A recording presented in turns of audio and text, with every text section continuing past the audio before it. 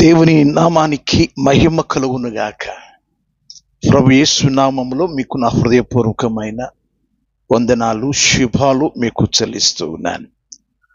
ప్రియులారా, నేటి కాల పరిస్థితులు ఎలా ఉంటాయి అనేది గలతీయులకు రాసిన పత్రికలో 3 విషయాలు అక్కడ జరిగిన సంగతులను జ్ఞాపకానికి తీసుకొస్తూ ఉన్నాను.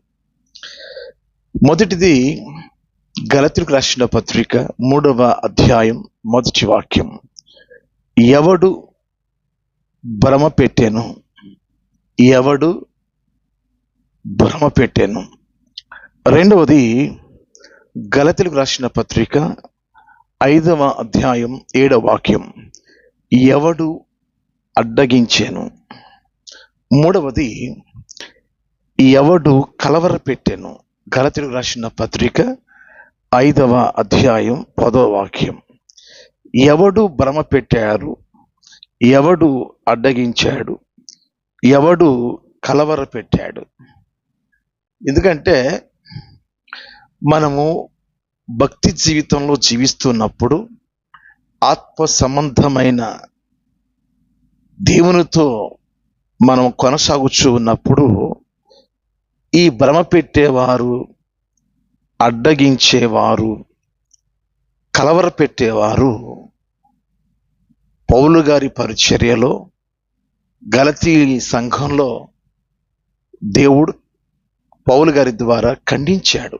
ఎవడు మిమ్మను భ్రమ పెట్టేది, ఎవడు మిమ్మల్ని అడ్డగించేది, ఎవడు మిమ్మల్ని కలవర పెట్టేది అని. కాబట్టి మీరేమి భ్రమ పడవలసిన పని లేదు. ఎవడు అడ్డగించినా ఆగేది లేదు, ఎవడు కలవర పెట్టినా కదిలిపోయేది లేదు. మనకు దేవుడు స్థిరమైన విశ్వాసం ఇచ్చినాడు. కాబట్టి ఒక వీడియోలో నేను విన్న విషయం ఏంటంటే, పరిశుద్ధాత్మ యెహోవా ఇద్దరు కలిసి మరియకు కడుపు చేశారు. మరి కన్య మరియ ఎలా అవుతుంది? మంచి వారికి మంచిగా ఆలోచనలు వస్తాయి, చెడిపోయిన వారికి ఈ భ్రమ పెట్టే ఆలోచనలు, సత్యానికి మనం లోబడి జీవిస్తున్నప్పుడు అడ్డుపడే ఈ యొక్క ఆలోచనలు, ఎవడు కలవర పెట్టారు, కలవర పెట్టే విషయాలు. చూడండి, పరిశుద్ధాత్మ యెహోవా ఇద్దరు కలిసి మరియకు కడుపు చేశారు. మరి కన్య మరియ ఎలా అవుతుంది అంటే, ఇప్పుడు క్రైస్తవులు ఇప్పుడు ఏమైపోవాలి? భ్రమలో పడిపోవాలి.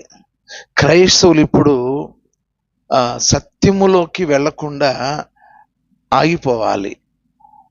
క్రైస్తవులు ఇప్పుడు కలవరపడిపోవాలి. కాబట్టి ఇటువంటి బోధకులు కొత్తగా లేచాడు. ఈ సత్యబాబు అని ఒక దుర్బోధకుడు కొత్తగా లేచాడు. గతంలో సేవ చేసుకునేవాడు. ఏ బైబిల్ని గురించి 2 సంఘాలకు కాపరిగా ఉంటూ సేవ చేస్తూ మరి అందినంత మట్టుకు దొరికినంత వరకు తిని తాగి ఏ యేసుని గురించి చెప్పుకొని బతికాడో, ఏ యేసు దేవుడని చెప్పాడో, ఇప్పుడు ఆ యేసు ప్రభుల వారికి, తండ్రి అయిన యెహోవాకు ద్రోహం తలపెడుతున్నాడు. చూశారా ఆ టైటిల్ ఎలా ఉంది? చూశారా? పరిశుద్ధాత్మ యెహోవా ఇద్దరు కలిసి మరియకు కడుపు చేశారు. నింద మోపుతున్నాడు. ఇటువంటి బోధకులు మాట విని మనం కలవరపడాల్సిన పని లేదు. నేను ఎందుకు వీడియో చేస్తున్నానంటే, ఇతనిలాంటి మనసు కలిగిన వారు అనుసరించేవారు ఉంటారు. ఇతడు ఎప్పుడో పాడైపోయాడు. ఇతని బోధలను బట్టి చెప్పవచ్చు, ఇతని యొక్క ప్రవర్తన బట్టి చెప్పవచ్చు. సినిమా పాటలు పాడతాడు, అవసరమైతే బూతు మాటలు మాట్లాడతాడు, దేవుణ్ణి యారా పోరా అంటాడు, భక్తులను యారా పోరా అంటాడు, వాడు ఈడు అంటాడు. కాబట్టి ఇక పూర్తిగా ఈ యుగ సంబంధమైన దేవత అవిశ్వాసులైన వారి నేత్రాలకు సువార్త ప్రకాశింపకున్నట్లు గుడ్డితనం కలుగు చేసినట్లుగా ఇతగాడికి గుడ్డితనం కలుగు చేయబడింది. ఇతడు గుడ్డివాడు, గోతులో పడ్డాడు. ఇతను అనుసరించే వారు కూడా గోతులో పడతారు. కనుక మనము అలాంటి వారిని లేపడానికి నేను చేస్తున్న ప్రయత్నం. సాటన్ ఆఫ్ చర్చి ఒకటి ఉంది, అంటే సాతాను సంఘం. ఈ సాతాను సంఘంలో బైబిల్కు విరుద్ధంగా చెప్తా ఉంటారు, బైబిల్కు విరుద్ధంగా బోధిస్తూ ఉంటారు. కాబట్టి ఈ సత్యబాబు అనే ఈ వ్యక్తి బైబిల్ నాలెడ్జ్ జీరో, శూన్యం, ఏం లేదు. బైబిల్ చెప్పుకొని జీవించిన ఇతడు ఇంటికి వెళ్ళి ఏ సత్యమైతే నమ్ముకున్నాడో ఆ సత్యం చెప్తే బాగుండేది. ఏ దేవుడు నిజ దేవుడు ఆ దేవుణ్ణి పరిచయం చేస్తే బాగుంటుంది. కానీ ఇతడు ఏం చేస్తున్నాడంటే, సేవకు పిలువబడి కొంతకాలం పాటు సంఘ కాపరిగా ఉండి ఏ వేదిక మీద బైబిల్ పట్టుకొని యేసు దేవుడు అని బోధించిన ఇతడు ఒక చాడిస్టుగా, పూర్తిగా క్రీస్తుకు విరోధిగా, ఉగ్రవాదిగా తయారయ్యాడు. ఇది నిజమా అనిపిస్తుంది మనకు. నిజమేనండి, నిజమే. ఒకప్పుడు సంఘ కాపరి, ఇప్పుడు క్రీస్తు విరోధి. అతడు మాట్లాడుచున్న మాటలు వింటుంటే బహు భయంకరంగా ఉంటుంది. అతడు ఏం మాట్లాడాడో ముందు మీరు వినండి, ఆ తర్వాత దేవుడు నాకు బయలుపరిచిన విషయాలను మీతో పంచుకుంటాను. కొద్దిగా శ్రద్ధగా వినండి. అంతా పక్కన పెడదాం. ఈ పుస్తకం దేవుడు అబ్రహాముని ఆశీర్వదించాడు. తన దగ్గర పనిచేసేటటువంటి పని వాళ్ళలో ఒక నమ్మకమైన వాడిని పిలిచి, ఈ కనాను దేశపు పిల్లలలో ఏ పిల్లనే కూడా నా కుమారుడికి నువ్వు పెళ్లి చేయొద్దు. నా స్వజనుల యొద్దకు వెళ్ళి, నా బంధువులు ఎక్కడైతే ఉన్నారో వాళ్ళ దగ్గరికే వెళ్ళి అక్కడి నుంచి నా కొడుక్కి భార్యని తీసుకురామని ఆ అబ్రహాము తొడ కింద చెయ్యట్టి ప్రమాణం చేయించుకున్నాడండి. తొడ కింద చేయటం ఏంటండి సిరాగ్గా? చేతిలో చేయించుకోవచ్చు కదా. తొడ కింద, ముడ్డు కింద చేయటం ఏంటి సిరాగ్గాని? అలాగనే ఉంది పుస్తకంలో. కనాను దేశం కావాలి, అక్కడ సంపద కావాలి, అక్కడ తిండి తింటున్నాడు, అక్కడ నీళ్లు తాగుతున్నాడు. కానీ ఆ పిల్లలు మాత్రం అవసరం లేదు. ఆ కనాను దేశం పిల్లలు మాత్రం అవసరం లేదు, ఆ దేశం మాత్రం కావాలి. ఈ పుస్తకం దేవుడికిని ఈ అబ్రహాం. సరే, దాసుడు ఏం చేస్తాడంటే, అబ్రహాం దాసుడు సరే చెప్పాడు కదా అనేసి కొంత విలువైన వస్తువులను తీసుకుని, కొంతమందిని తీసుకుని బయలుదేరి చాలా దూరం ప్రయాణం చేసిన తర్వాత ఒక ప్రాంతానికి వస్తాడు. అక్కడ ఒక నీళ్ల బావి ఉంటుంది. ఆ నీళ్ల బావి దగ్గర ఏమనుకుంటాడంటే, ఈ నీళ్ల బావి దగ్గరికి సాయంకాలం అయింది కదా, నీళ్లు తోడుకోవడానికి చాలా మంది వస్తారు, అందులో పెళ్లి కానటువంటి పిల్లలు కూడా వస్తారు.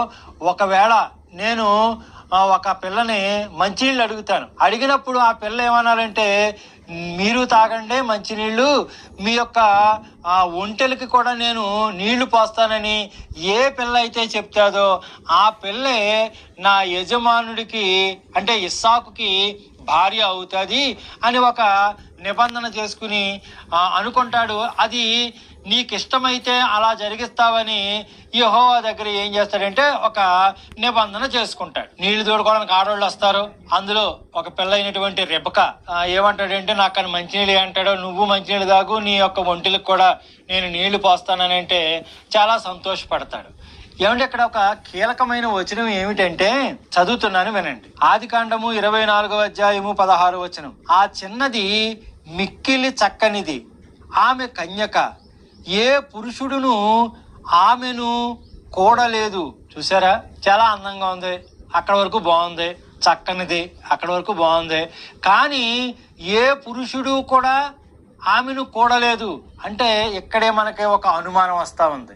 ఎవళ్ళ గురించి కూడా అలా రాయలేదు ఈ పుస్తకంలో. నోవాహు భార్య గురించి గాని, అబ్రహాము భార్య గురించి గాని, లోతు భార్య గురించి గాని, వీళ్ళెవరి గురించి కూడా ఏ పురుషుడు కూడలేదని రాయలేదు. మరి వాళ్ళ నోవాహు భార్య, అబ్రహాం భార్య, లోతు భార్య మరి ఎలాంటి వాళ్ళో ఈ పుస్తకం దేవుడికి తెలియాలి, మీరే అర్థం చేసుకోండి.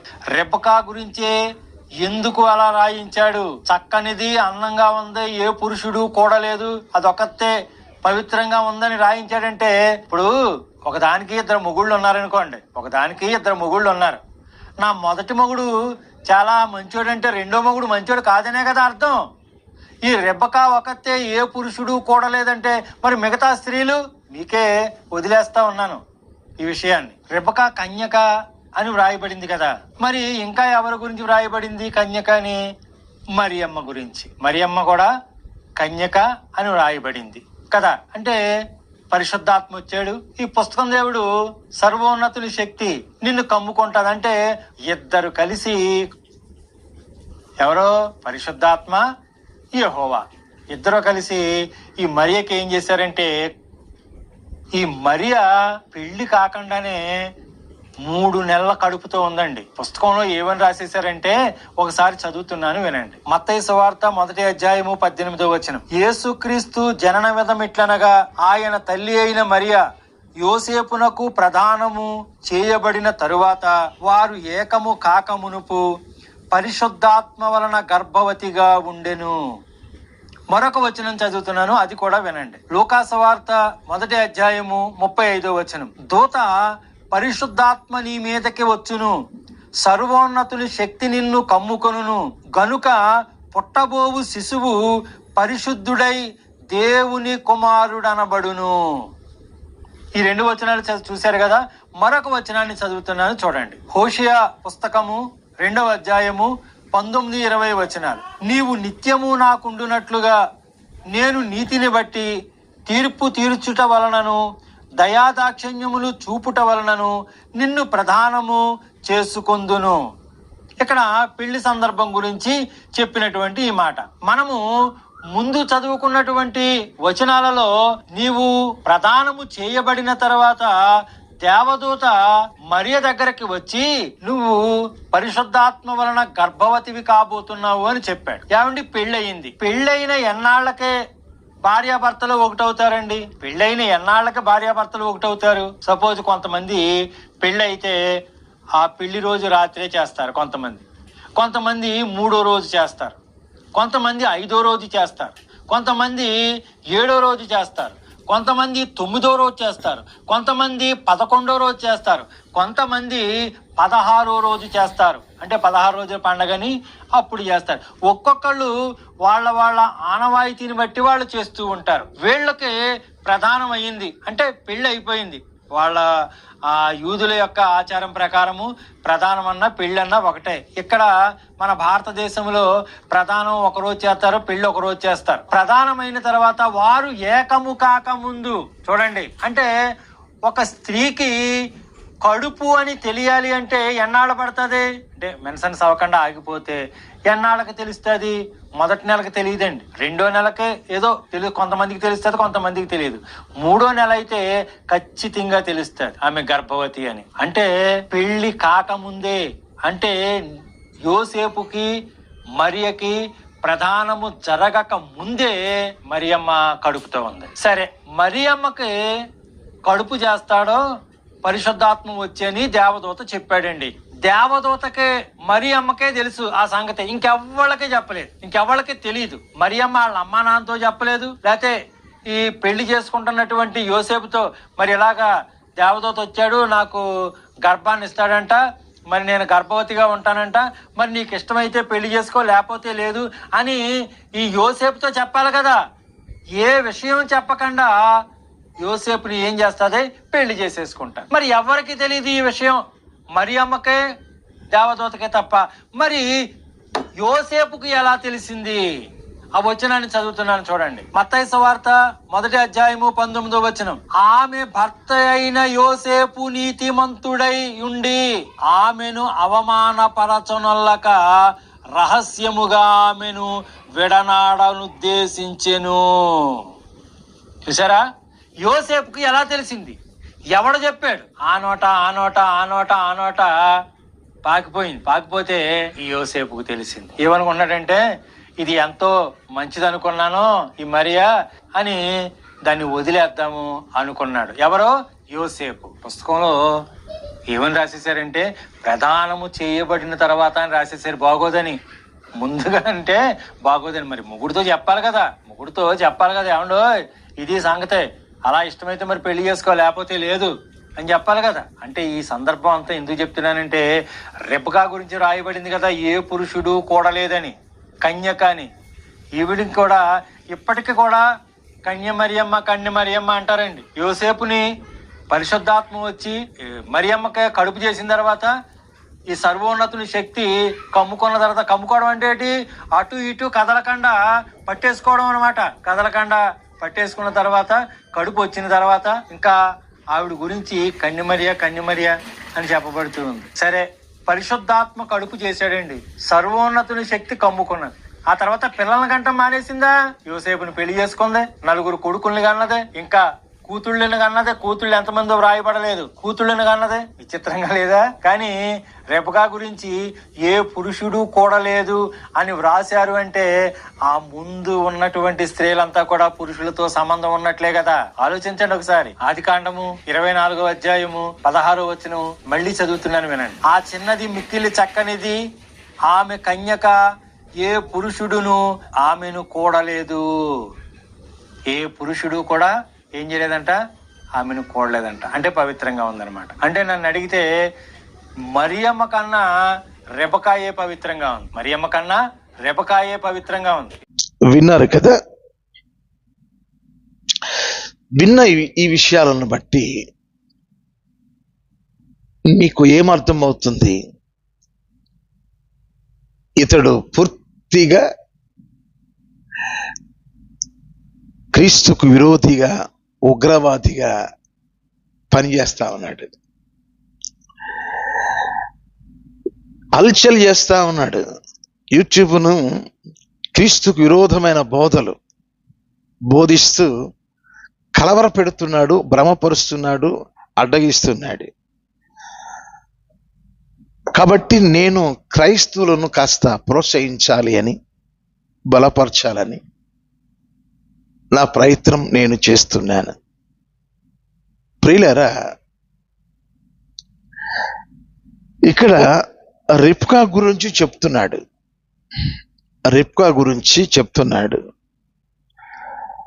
ఆదికాండం 24వ అధ్యాయం 16వ వాక్యంలో, ఆ చిన్నది మిక్కిలి చక్కనిది, ఆమె కన్యక, ఏ పురుషుడును ఆమెను కూడలేదు.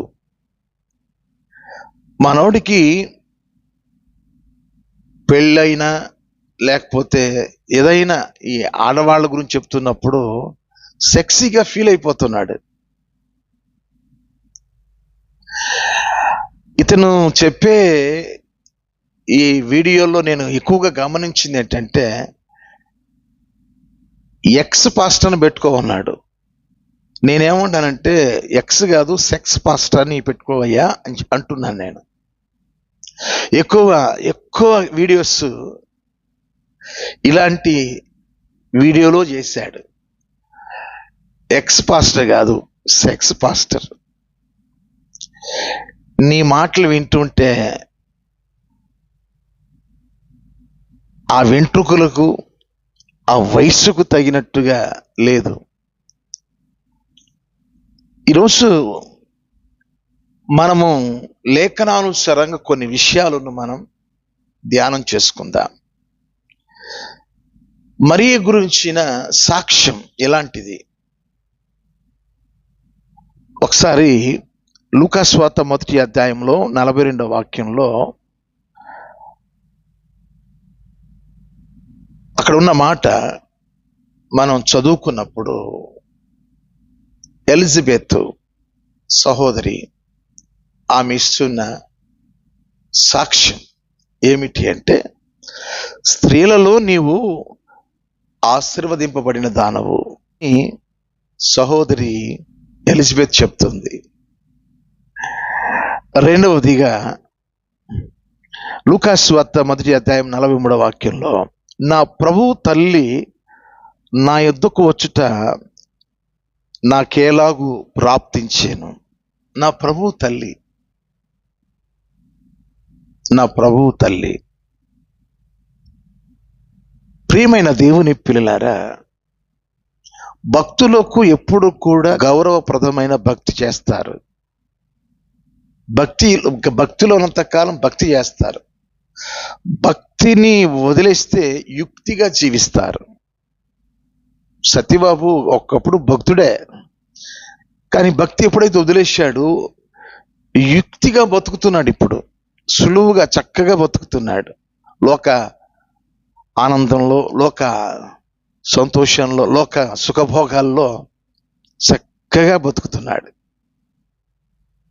వదిలేశాడు, సత్యాన్ని వదిలేశాడు, పరిచర్య వదిలేశాడు, సంఘాలను వదిలేశాడు, విశ్వాసం వదిలేశాడు, ప్రభువును వదిలేశాడు. ఇప్పుడు దుర్బోధకుడిగా, క్రీస్తుకు విరోధిగా, ఉగ్రవాదిగా తయారయ్యాడు. ఎలిజబెత్ సహోదరి అంటున్న మాట, నా ప్రభు తల్లి నా యొద్దకు వచ్చుట నాకు ఎలాగూ ప్రాప్తి, అంటే ధన్యతగా భావించింది. 3, నా ఆత్మ నా రక్షకుడైన దేవుని యందు ఆనందించాను. అంటే తల్లి మరియ చెప్తున్నది. అంటే మన గౌరవప్రదంగా ఆమెను అలా మనం పిలుస్తాం, తల్లి మరియ. నా ఆత్మ నా రక్షకుడైన నా దేవుని యందు ఆనందించాను. ఆమె సౌశల్యం, ఆయన గుణలక్షణం నాకు కూడా రక్షకుడు. ఆ రక్షకుని యందు, ఆ దేవుని యందు నేను ఆనందిస్తున్నాను. 4, లూకాసు వార్త 1వ అధ్యాయం 49వ వాక్యం, సర్వశక్తిమంతుడు నాకు గొప్ప కార్యములు చేశాను. సర్వశక్తిమంతుడు నాకు గొప్ప కార్యములు చేశాను. ప్రభువును గర్భంలో పొందుట గొప్ప కార్యంగా తలంచింది. 5వది లూకాసు వార్త 1వ అధ్యాయం 49వ వాక్యం, గనుక ఇది మొదలుకొని అన్ని తరముల వారు నన్ను ధన్యురాలు అందురు. ఆమె ధన్యురాలు, ఆమె ధన్యురాలు. ఆమె చరిత్ర ధన్యత కలిగిన చరిత్ర. ఇంకా కొన్ని మాటలు దేవదూత చెప్పుచున్న మాట.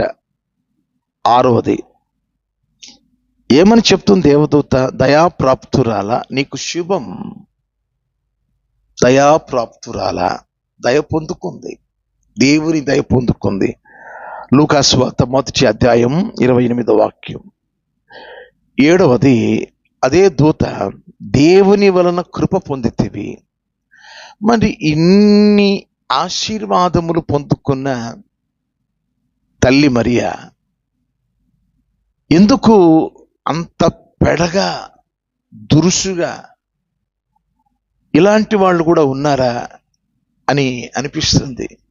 అందుకోసమే క్రైస్తవ లోకం ఎప్పుడు కూడా మెలకువగా ఉండాలి. ఇక్కడున్న మాట నేను చదువుతున్నాను.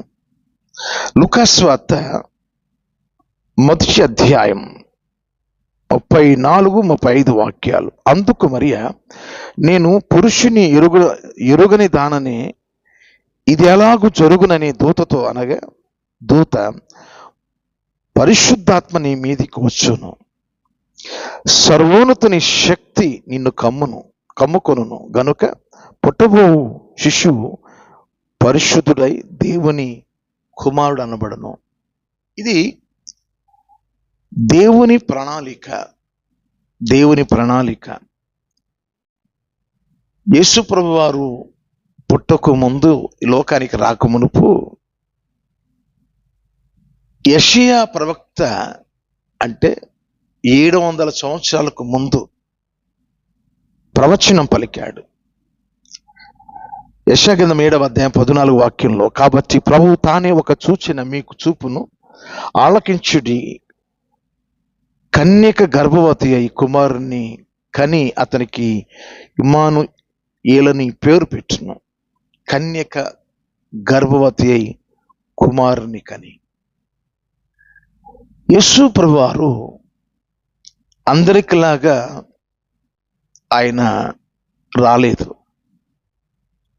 స్త్రీ గర్భం నుంచి వచ్చాడు, కానీ పురుషుడు స్త్రీని కూడినప్పుడు పిల్లలు పుడతారు.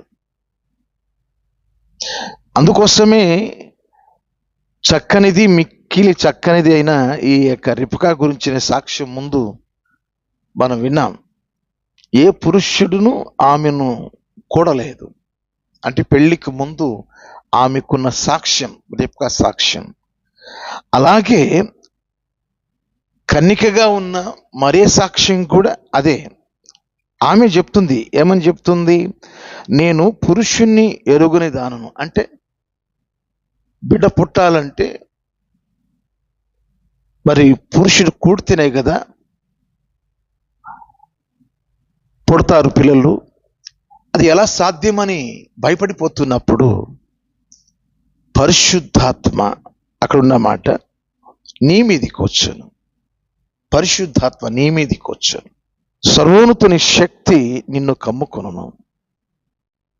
మనవాడు చెడ్డగా మాట్లాడండి. పరిశుద్ధాత్మ యెహోవా ఇద్దరు కలిసి మరియు కడుపు చేశారు. ఏంటి ఆ మాట? ఇలాంటి వారిని పట్టుకోవాలండి. కడుపు చేసేదేంది? అక్కడ పరిశుద్ధాత్మ శక్తి, సర్వోన్నతుని యొక్క శక్తి, ఆ శక్తి ప్రభావముతో ఆమె గర్భవతి అయినది. కన్య ఎలా అవుతుంది మరి? కన్య, ఆమె కన్యకే కదా. కన్య గర్భము ధరించి కుమారుని కంటుందని యెషయా ప్రవక్త ప్రవచించాడు. కన్యకే కుమారుని కనింది. పురుషుడు కూడల.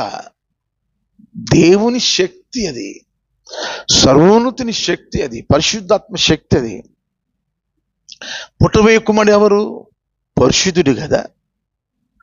ఆ మాత్రం సెన్స్ లేక, ఆ మాత్రము ఆలోచన లేక, చెప్పాను కదా, గలతీలో ఉన్న ఎవడు మిమ్మను భ్రమ పెట్టింది, ఎవడు మిమ్మల్ని అడ్డగించింది, ఎవడు కలవర పెట్టింది? ఇతను ఏం చేస్తున్నాడు? భ్రమ పెడుతున్నాడు. ఇతడు సత్యాన్ని అడ్డగిస్తున్నాడు. ఇతడు కలవర పెడుతున్నాడు. లోకరక్షకుడు ఈ లోకానికి రావడానికి ముందుగానే 700 సంవత్సరాల కాలంలో ముందుగానే ప్రవక్త యెషయా గారి ద్వారా తెలియచేసి, లోకరక్షకుడు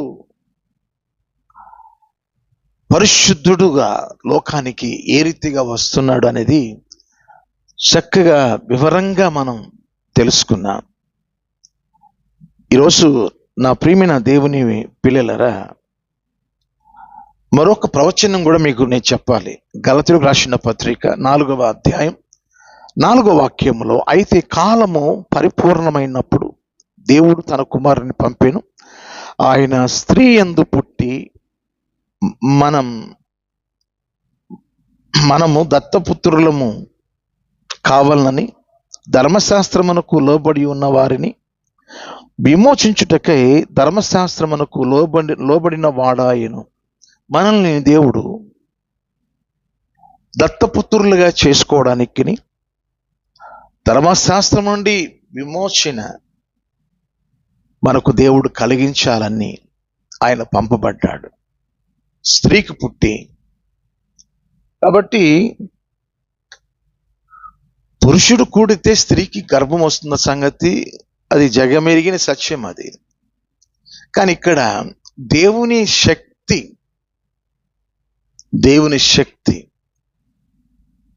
అర్థమవుతుంది కదండి.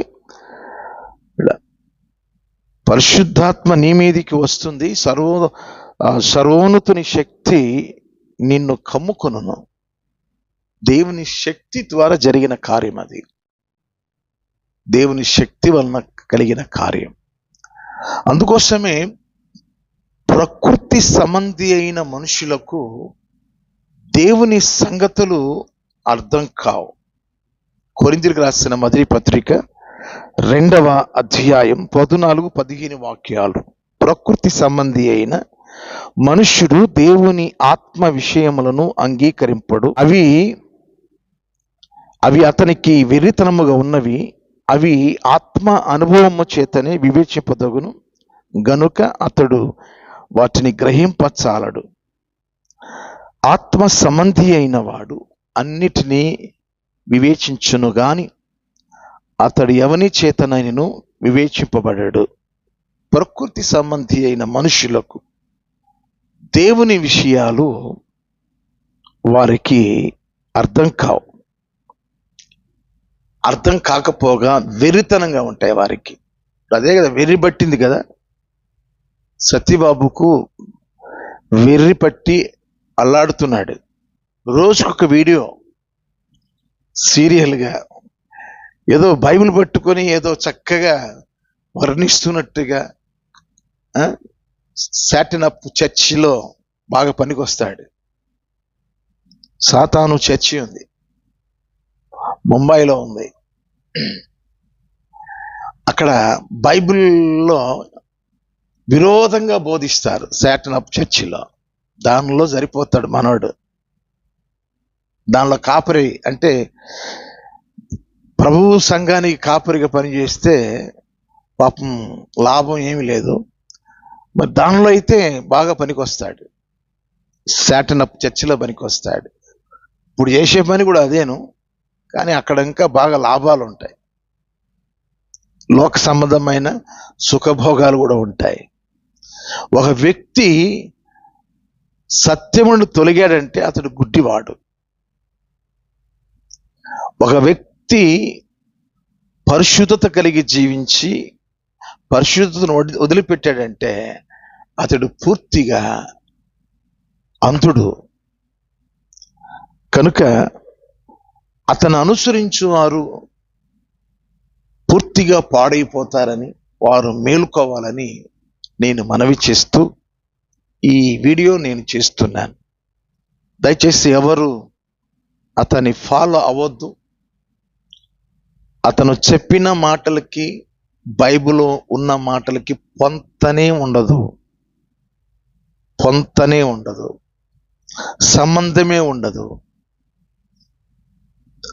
కన్య గర్భవతి కుమారుని కంటుందని దేవుడు ముందుగానే చెప్పి పరిశుద్ధాత్మ శక్తి చేత, దేవుని శక్తి చేత ఆమె గర్భవతి అయి పరిశుద్ధుడు అనబడిన ప్రభువారిని కని ఆ ప్రభువారు పెరిగి పెద్దవాడై పాపుల యొక్క పాప క్షమాపణ అనుగ్రహించడానికి, పాపులను పరిశుద్ధులుగా చేయడానికి సిలువలోకి వెళ్ళి ఆయన రక్తమును కార్చి తన ప్రాణమును అర్పణ చేసి చనిపోయి సమాధి చేయబడి, లేఖనములు నెరవేరునట్లుగా సమాధి చేయబడి, లేఖనాలు చెప్పబడినట్టు 3వ దినాన ఆయన లేపబడి తిరిగి రాబోతున్న ఆ ప్రభువారి దృష్టికి మనం లేఖనానుసారంగా జీవించు వారంగా మనం ఉండాలని ప్రభువు మనల్ని ప్రోత్సహిస్తున్నాడు. కాబట్టి ఈ మంచి విషయాలను మీకు చెప్పడానికి దేవుడు కృప చూపాడు.